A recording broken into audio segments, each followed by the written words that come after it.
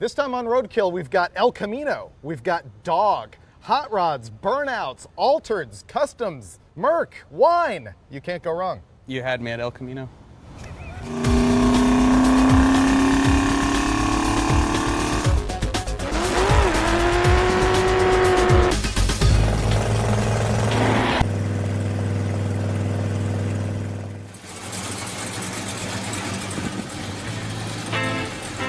We're kicking this thing off here at Finnegan's shop, where you always have to roll a boat out of the way to get to the actual car parts. What we're gonna do is roll from here to the Hot Rod Ranch in Lompoc, California. Those guys have a bunch of cool stuff, and they're gonna be painting a 32 Ford project of mine. Then we're gonna roll up to Gambino Customs and pick up a 51 Merc that actually belongs to a Roadkill viewers. We're gonna make it run and drive it over to another shop that's gonna be working on it. We're loading up the El Camino. We're gonna take my wife's car this time because it's probably the most reliable thing we have in the Roadkill fleet right now. This is how you keep oil from the breathers off of your engine compartment. Microfiber towels cut up, wrap around the breather with some zip ties. And for a little while, it works really good till it gets saturated. You've churched this thing up since the last time it was on Roadkill. Oh, dude, I gave it a bath and everything. Well, check out these wheels. The other ones, well, let's just say they weren't exactly round. So, these are, and these tires are killer. Yeah, these make me look like I know how to go around corners. Oh my God, these are way too sticky. These will not do it. So, Hot Rod Ranch, Lompoc. The place where Vin Diesel went to prison in Fast and Furious 1. Is that true? That's what he's claimed in the movie. Oh, okay. I did 2 years in Lompoc. I ain't never going back. That's the way he said it. A little bit of tire rub with gear and me in the car. So this is claiming 3 hours and 13 minutes to Hot Rod Ranch. So 9 hours. Plus we have to go pick up the dog. Say that again? We have to go pick up the dog again. Wait, what? You have to... Is there a blanket for the seat? Like, I think you need to wear a rain slicker, because I'm aiming that at you. Oh my God.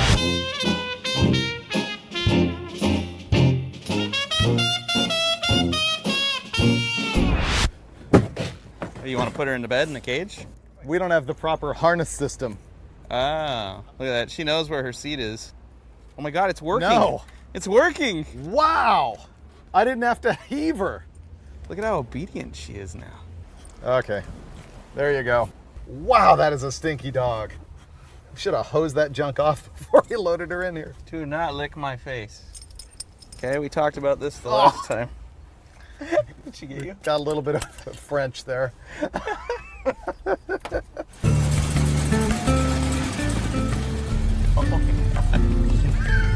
What does this stink? No hotel's letting us stay. Nobody. Not if they smell this. Uh-oh. What was that? What was that? What was that? Not good. Was that a protest? That might have just been her snoring. She snores pretty good. Hey dog, what do you think of Finnegan's fancy new steering wheel? Does that look chewable? It's tasty. I'll give the dog that. Don't chip your tooth on the billet. It doesn't chew things up. That would require too much effort. Yeah.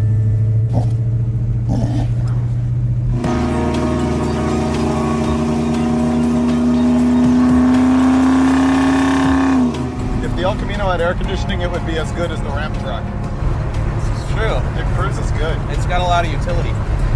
Good armrest. All right, going for the carpool lane. Because we can. The dog pool lane. The 50 Merc was about 350 miles north of our office in San Jose, California, and for once, we had time to take the Pacific Coast Highway and drive up the one. This has been one of our more scenic drives recently. No desert. I'm thoroughly enjoying this. Ooh, tunnel.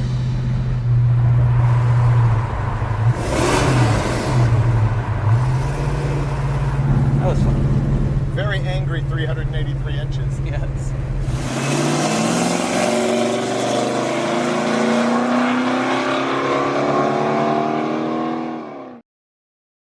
The next morning, we met up with Gil, Jamie, and Randy, who are the three brothers that run Hot Rod Ranch. The first visit was at their shop, which is separate from the ranch.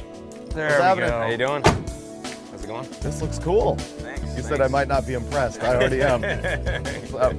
Good morning. How you doing? Good. How's it going? Good.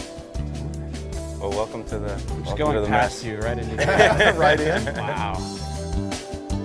Wow, that's what it looks like when people make progress on a 55 gasser. I'm unfamiliar with that. That hurts. It just hurts. Ooh, I like the color on this. Is that just House of Color? It's called House of Colors Lime Time, yeah. This is a truck that we built for my uncle. He's had it since he was like 16. And a few years back, he decided to go all out on it. You guys did all the body work on this? Everything. God, this thing's straight. That's really nice. This is kind of our first main build, you know, serious build, you know. Really flat though. A lot of color sanding. A lot of color sanding. We hand formed that whole engine cover out of sheet metal and Randy did the flames. That is beautiful. Cool. Thank you. Wow, this is bigger than I thought. Ooh, here's another 34. Oh, it looks a little decrepit. And I'm working on a 32 Ford project that's going to get painted by these guys, which is why I wanted to stop by and sort of see the shop. I've never been here before. They take stuff like this 34 Ford. Look how clapped out this thing is, and they're going to make that into a real car. It's pretty amazing. So if you don't mind me asking, what did this cost? This one I picked up for $2,400. Wow, that's Yeah. not bad. I got offered $3,000 the very next day Yeah. for it. It's like, it was just, they're getting hard to find, you know? It's just crazy that something that's missing half the firewall, part of the pillar, because when I say he paid $2,500 for this, you really have to realize that he paid $2,500 for that. What's amazing about these guys is the sheer volume of work that they actually get done. I've been following this Project Thunderbird that they're throwing a late model Coyote motor into, and by far my favorite car here is this 34 Ford that Gil picked up and turned into one of the most wicked looking altereds I've seen in a long time. We need to find out if it'll pass NHRA tech and build a real motor for it. I'd really like to, especially after when we found out, you know, it weighed 2,300 pounds, you know, Exactly. yesterday. That's pretty light. I have an aluminum block that would look fantastic on this thing with an 871 on it. Check this out. Did you guys build this? You found it? Wow. Oh, that is totally sketchy. Just start off nowhere near the cars, okay? Oh, no brakes. No, you got a brake right there. Look, Where? right here. Oh, okay. I bet that works good. No. You got this. I feel good about this because I'm not on it. Yeah. Ooh, there's more good junk down here. Taking off some sweet jumps. Ow! There we go. Maybe sandals aren't the best idea. Oh, chains off. It works about as good as most of your cars. All right, that was fun while it lasted. As if there wasn't enough cool stuff here at the shop, we were gonna head out to the ranch, so I hopped into Gil's 34 Ford and we hit the road to go check it out.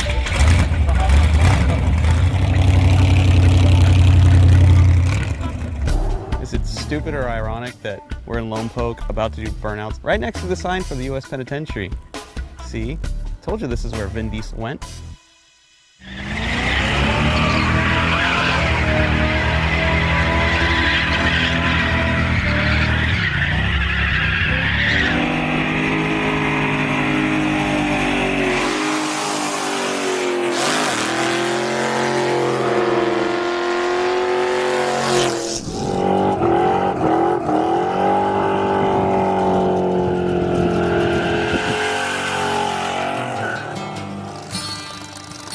The ranch is where the original shop location was. It's actually where these guys grew up. And now they just basically use it for storage, but they store cool stuff. Their big deal is gassers, and they've got these two 56 Chevys that are just original leftovers, very pure to the 60s and 70s era. I'm just sitting here daydreaming about what it would be like to drive my car. This is pretty cool because my car was completely gutted when I bought the body. It didn't have anything, no switches, no door, no gauges, just nothing. So this is the first time I've actually sat in a 55 Chevy and looked at the dashboard and went, oh, that's where the glove box goes. We could have spent all day and into the next one there hanging out with the guys from Hot Rod Ranch, but it was 250 miles to Gambino Customs where the Merc was, so we had to hit the road.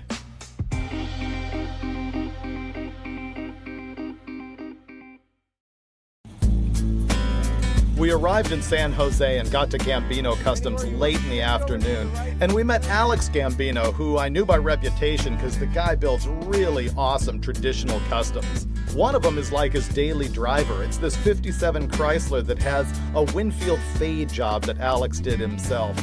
And then we laid eyes on the 50 Merc. So this is it. It used to be a coupe, but somebody has hacked the roof off and put in a Chevelle convertible top mechanism that doesn't really work right. It also has a big block Chevy in it, which makes sense because the whole car is on a Chevelle frame. It's a good solid foundation for a running driving car if it wasn't quite as hacked together as this one is. So you're just trying to make sure everybody's aware this is not your work. Oh, yes. Is that what you're saying? Yes. I know there's a lot of wrong here, but this is a fun-looking car. I mean, Oh, yeah. I would We'll be have completely plenty of fun. happy to drive this, you know, into a wall or something. So my connection to this whole deal is Jim Norman and I became friends because he was watching Roadkill and he sent me a message on Facebook once and he was looking for some parts and I had an engine block he needed. After that, he happened to mention that this car needed to get from Gambino Customs to the shop that he has in Paso Robles. And he was gonna come down here with some tools, get it running and drive it. Instead of him fixing the car up, we came down here to put our magic touch on the engine. We know it's got a carb problem, the oil smells like gas, but it should light off, it should move, then we'll be able to tackle the brakes. With any luck, we'll hit the road tomorrow afternoon. And now that I've said that out loud, it'll probably be Monday morning.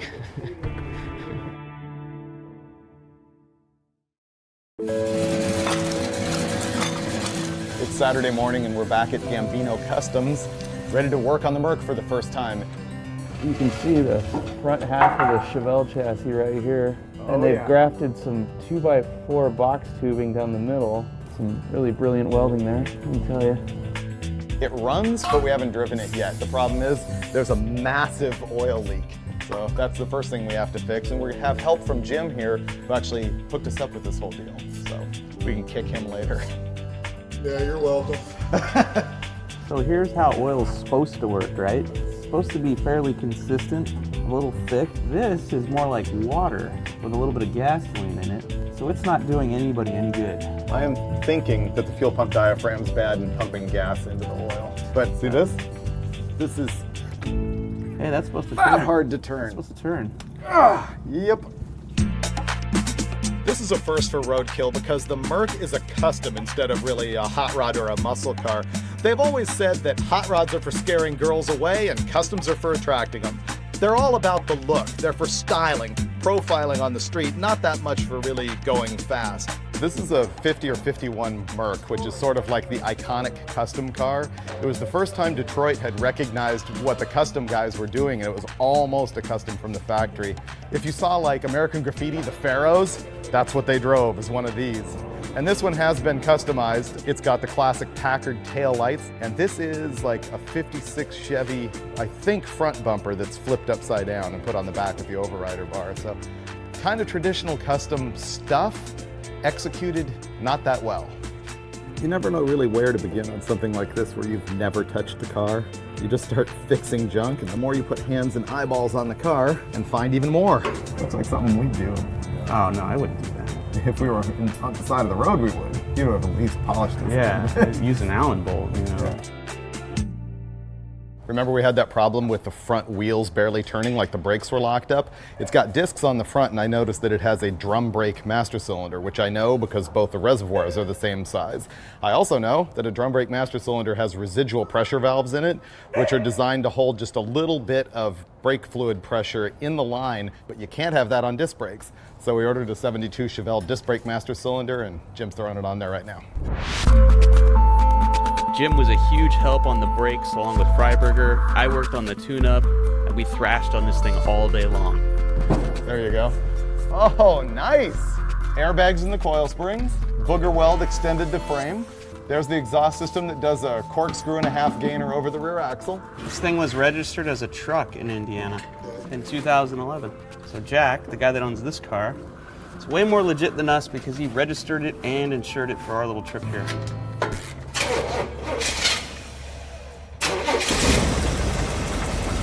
So far, so good. Want to tune it up? Ooh. Wait. Easy. Let it warm up. You want to put a light on it? Yeah. Well, it starts. Not running real good yet, but we're gonna put a timing light on it and get the screwdriver out and try to get it running a little bit better. About 14, 16. Let's call it there. That's way better. Oh. Sweet. Might do a burnout. That's fixed. It was firing the ignition timing 8 degrees after top dead center. It actually wants to be about 16 before, so we set it up there, and the thing purrs. It's unbelievable. We actually wrapped up a bunch of stuff on the Merc in one day. We hopped in with the dog and with Gambino and took off to find out what disasters were going to await us next. Sounds spunky. It's way better. Oh, this is gonna take some getting used to. All right. I feel like I'm driving a land yacht right now. Cool. I give him 25 yards before he finds out if it does a burnout. I heard a little squeak. Yeah. The windshield is not tall enough. All the dirt is flying out of the floorboards and into your eye. All right, ready for the brake test? Brake test. Yeah! Good brake. Not bad. Oh, wow. Yeah. A lot of dirt. We probably should have vacuumed the turds out of this. Yeah! There we go. Get some.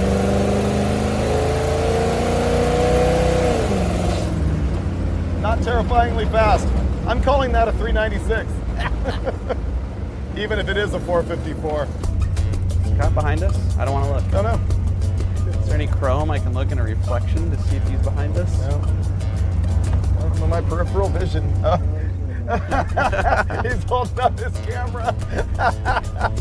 That's not suspicious at all. Nice work.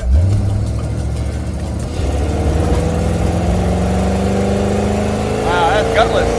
Yeah. Turns out there was a cop sitting back there at the light, but we managed not to get pulled over and headed back to Gambino's one last time before hitting the road. Gambino asked us to sign the door, which is really cool because this is like his top heroes that come here to visit. Number one, Gene Winfield and Frank DeRosa Sr. And Mine's missing something. there you go. They'll know you were here. Yeah. While we were at Gambino's, I was posting some photos on Instagram, and there was a kid who recognized where we were, and he was right in the area at 16 years old with his first car, a 51 Pontiac.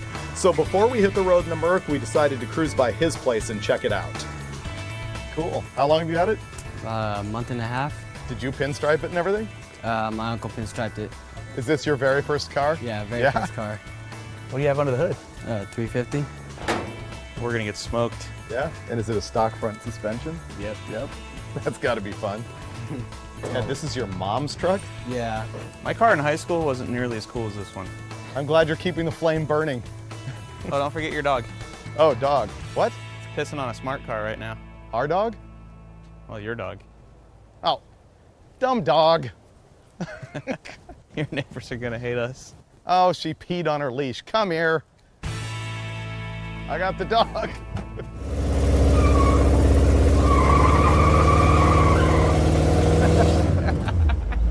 Weak.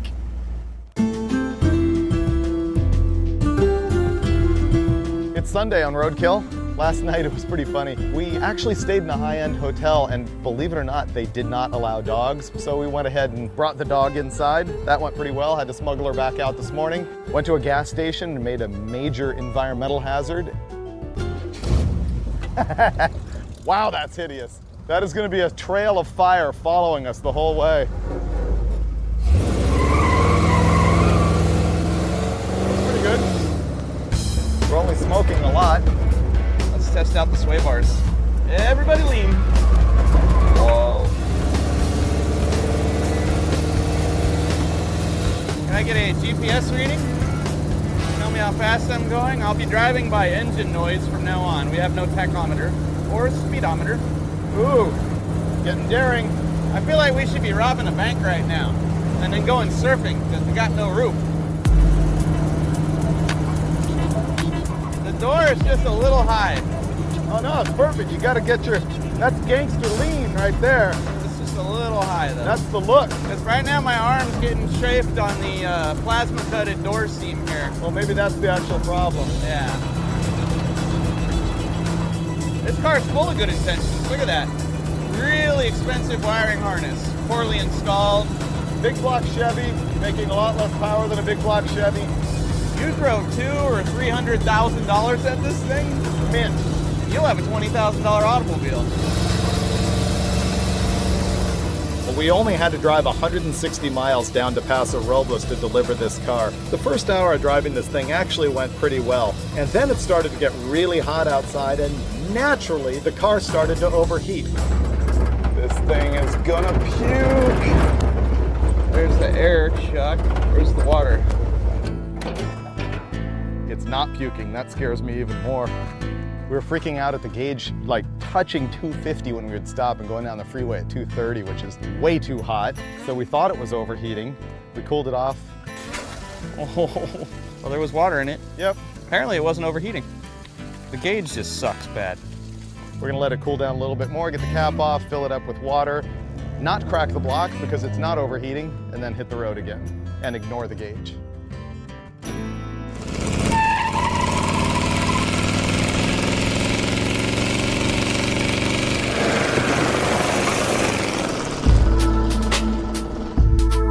After a bunch of times pulling over, thinking it was overheating, and then maybe it's not, and then trusting the gauge, and then not, we got to like 6 miles of Jim's vineyard, and it was obvious this thing was in nuclear meltdown mode. That's hot. That's really hot. Come on, hood. Hey, the hood hinge came undone. Oh, well, that's convenient. Can you grab that bolt out of that pocket there? Does that go right here? That hurt. Oh, man. So the last time we pulled over and the gauge said 240-ish degrees, nothing happened. It actually wasn't that hot. This time when the gauge said 250, we pulled over and it puked its guts out everywhere. It's a good thing this is one of our shorter trips because this is going to get real old real fast. We're only 6 miles from where we need to be. So what do? Oh, we do what we always do. Take the hood off. That's the obvious fix.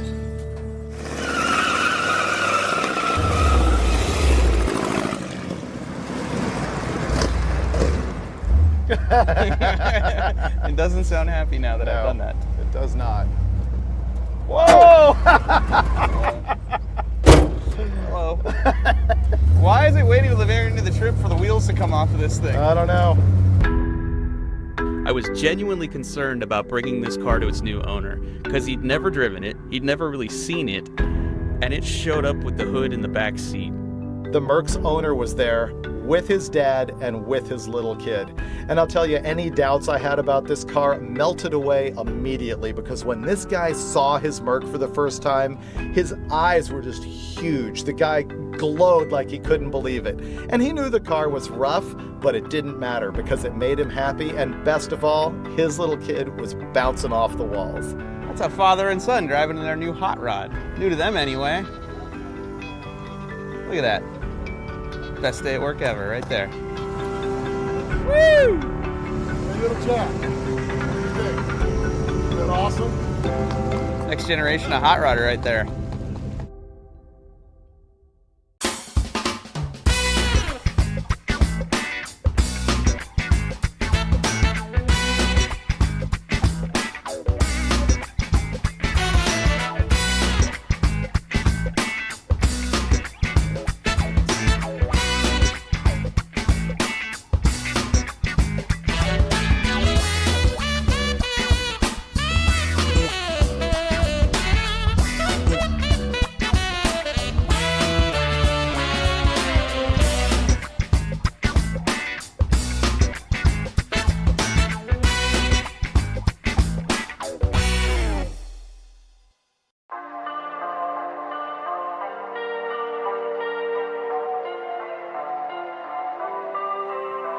I summoned you, please come to me.